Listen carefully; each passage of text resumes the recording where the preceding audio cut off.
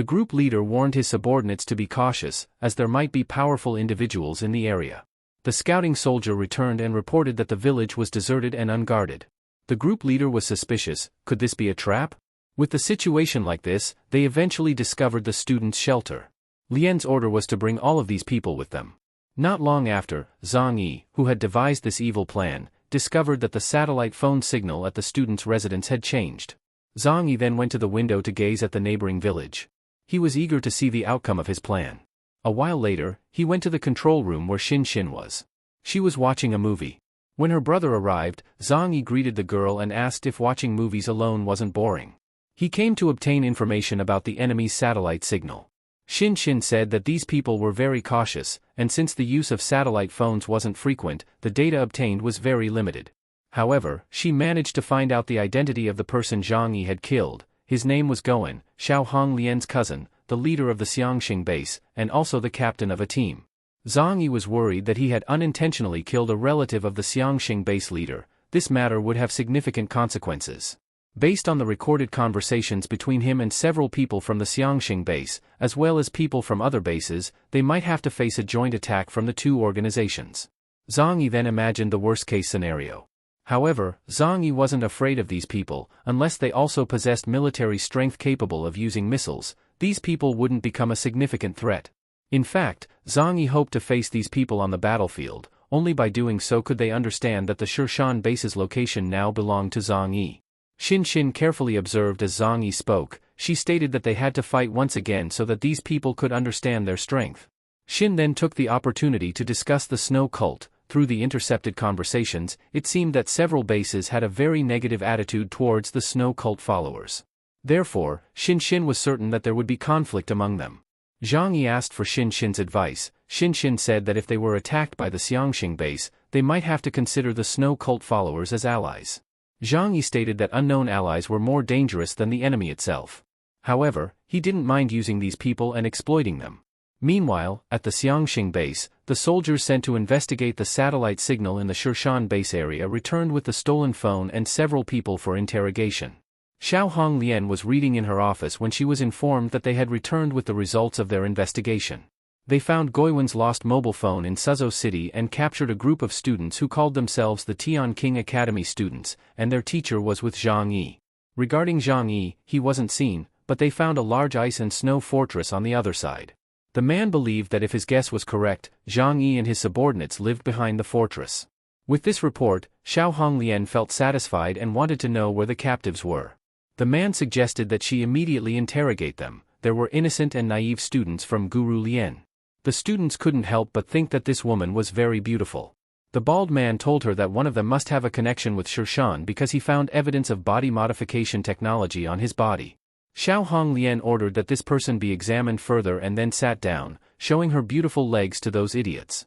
The woman then ordered them to reveal everything they knew. Of course, the most arrogant student among them shouted that he would tell them everything they wanted to know. He just wanted to live. His attitude made everyone say the same thing, both about Zhang Yi and their teacher, Lian. They revealed everything. The first question was how they obtained the phone. They knew nothing about it. They said they had never seen it before. This answer displeased the woman. She then asked how many people were under Zhang Yi's command and what abilities each of them possessed. He had many weapons and resources. Xiaohong Lian wanted many answers, but these students didn't know anything. What they knew was that Zhang Yi had some spatial-related powers, and the people with him were very strong. The woman's assistant said that this information wasn't helpful for estimating how strong Zhang Yi's team was. The woman then asked if they still had any other information. They had to think carefully, as so far, their information wasn't enough to save there. After those wise words, his loyal assistant emphasized that not all women in this world were as rational as she was. Perhaps Guru Lian had a soft heart. Furthermore, his assistant's argument was quite strong. The fact that they could live close to Zhang Yi's shelter meant that Lian still cared about them. Xiaohong Lian wondered if this woman named Lian was foolish. However, she decided to accept this plan. She ordered someone to contact Zhang Yi, put a collar on the students' necks, and throw them into the basement.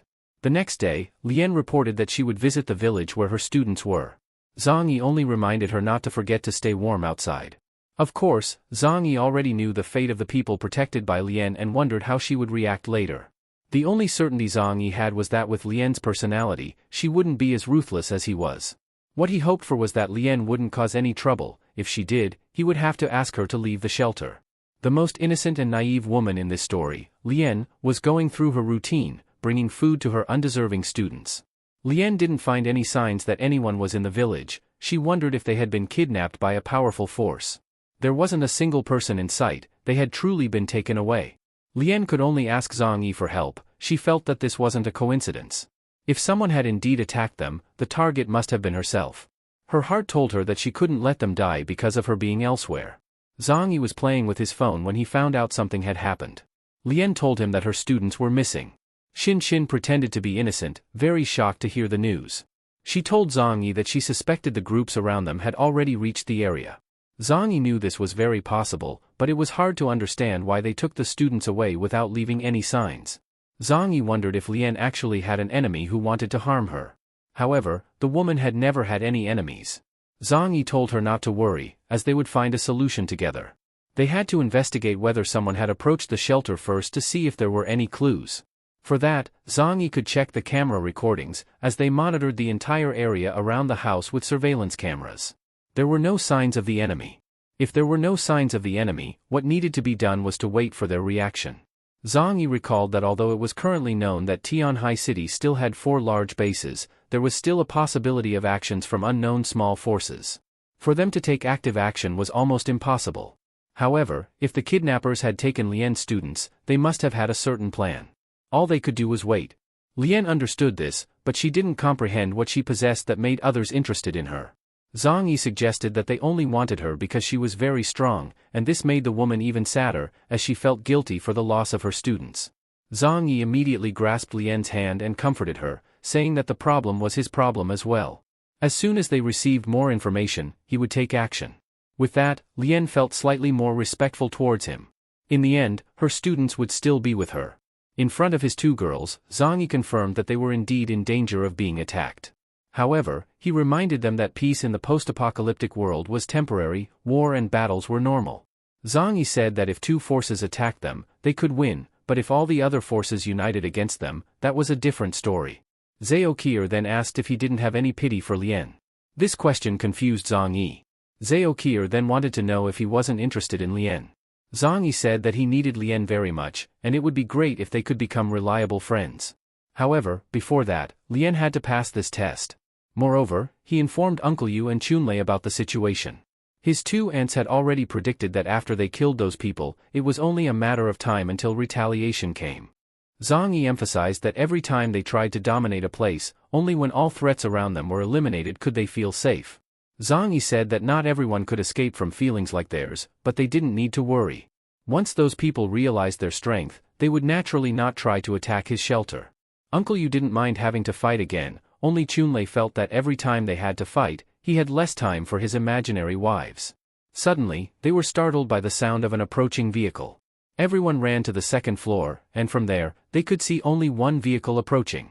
Zhang Yi observed with a sniper rifle in his hand. A car with several people inside approached his house and released an arrow that stuck in the wall with a note tied to the end of it. After that, they left. Of course, Zhang Yi wouldn't let this happen so easily. He shot the car's tires, causing it to flip over. Not long after, he chased the car's occupants. Zhang Yi jumped from the 2nd floor of his house and landed lightly, like a feather. The soldier who came to deliver the message was very arrogant because they were seen trying to escape from the overturned car. Zhang Yi approached, riding his large cat. One of the soldiers tried to help his friend, but soon gave up and tried to escape alone. With a precise shot, the soldier's leg was hit, and he fell. The situation was under control. The attackers did something that Zhang Yi couldn't predict. They bit the capsules hidden in their teeth to prevent information from leaking if they were caught. In other words, they preferred to die rather than reveal information.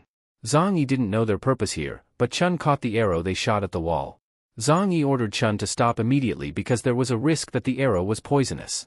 To be sure, Zhang Yi told Chun to carefully release the arrow, and then Zhang Yi stored the arrow in his dimensional space.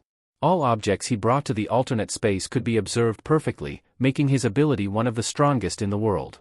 Because he wasn't sure if it was safe, Zhang Yi ordered Chun to remove his glove and put on a new one. Later, in Zhaokir's laboratory, Zhang Yi brought another strange sample for analysis. He could see that it was a piece of paper with a note, but Zhaokir had to analyze whether there was poison in the ink on the paper. Uncle Yu agreed that there was no such thing as excessive caution. Zhao then accepted their advice and performed a chemical analysis. After examining the arrow, it turned out to be poisonous. If Chunlei had touched the tip of the arrow, he would likely be buried by now. Now, Zhao fully understood the danger in small things. He also said that there was something written on the paper that they could see through the glass. It was a virtual address. Xin recognized it. Through that address, they could contact the Xiangxing headquarters. Xin asked Zhang Yi if he could contact them now. Zhang Yi said that he fully trusted Xin's abilities. If she said there was no danger, he believed her. Lien felt excited because these were the people responsible for her student's disappearance. Before proceeding, Zhang Yi warned Lien that this might be true, but she had to remember that negotiating with enemies wasn't simple. If they showed weakness, they would definitely be attacked. Therefore, Lien could only observe and not show interest in her students. If the enemy knew the people they kidnapped were valuable, they would be in a stronger position. Although her heart was soft, Lien understood the logic.